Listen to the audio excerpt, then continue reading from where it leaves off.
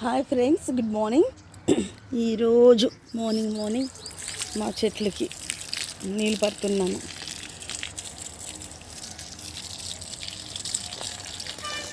ఎండాకాలం కాదండి, కొంచెం వాటర్ పట్టుపోయినా బాగా ఇది పాడైపోతాయి, ఎండిపోతాయి. కానీ మల్లి చెట్టుకి మాత్రం పురుగు పడిందండి, మందు తీసుకొచ్చేయాలి.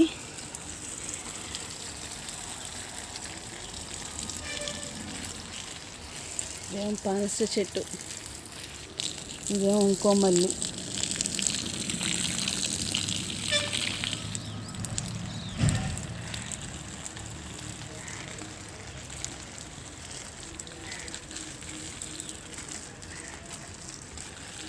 ఇంకా కాఫీ తాగలేదండి, తాగాలి. ముందు చెట్లకి ఎండ వచ్చేస్తుంది కదా అని ఎంత ఊడ్చేసి నీళ్ళు కొట్టేశాను బయట. ఇంకా చెట్లకు కూడా నీళ్ళు పట్టేస్తే లోపలంతా పట్టేశాను, అంత వాటర్ కూడా కొట్టేశాను.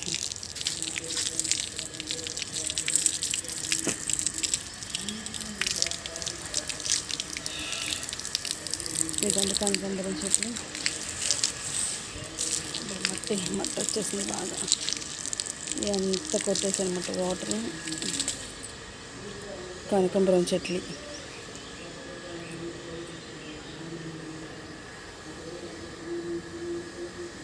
పూలు వచ్చినాయి, కొయ్యలేదండి, కొయ్యాలి.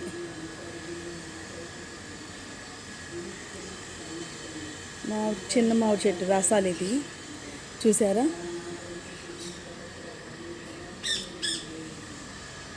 ఇదిగోండి బెండకాయ, ఆ రోజు విత్తనాలు వేసినప్పుడు చూపించాను కదా, వచ్చింది. అలాగే ఇది దోసకాయ, అక్కడ పెట్టకుండా ఇక్కడ తీసుకొచ్చేసాను, ఎందుకంటే దోసకాయలు మట్టి ఉన్న చోట బాగా అల్లుకునిద్ది కదా అని ఇక్కడ తీసుకొచ్చి పెట్టాను. మరి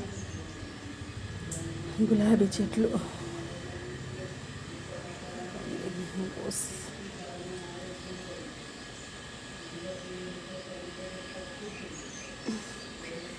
మన చేతితో వేసిన చెట్లు ఇలా కాయలు వచ్చినప్పుడు ఎంతో హ్యాపీగా అనిపించింది కదండి. ఇది పెద్ద బంగినపల్లి.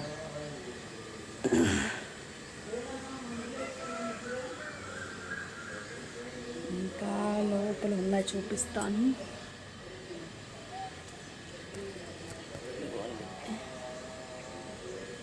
కానీ ఈసారి బయట ఎక్కువ వచ్చినాయి. వావ్, చూసారా ఫ్రెండ్స్? నేనైతే చెట్టు మీదే పండిపోయేటట్టు చేస్తానండి, చూద్దురు. ఆ వీడియో కూడా పెడతాను. కానీ ఈసారి కాయలు చాలా తక్కువే అనుకుంటున్నాను.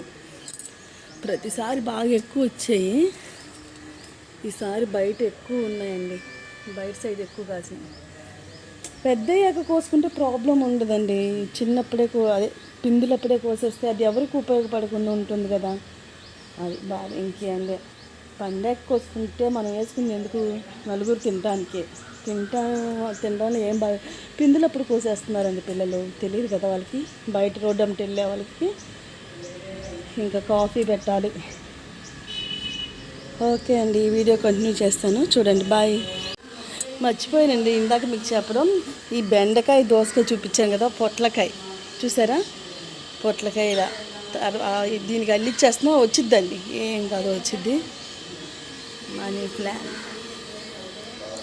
ఓకే అండి, మధ్యాహ్నం లంచ్లోకి వేడి వేడి అన్నం,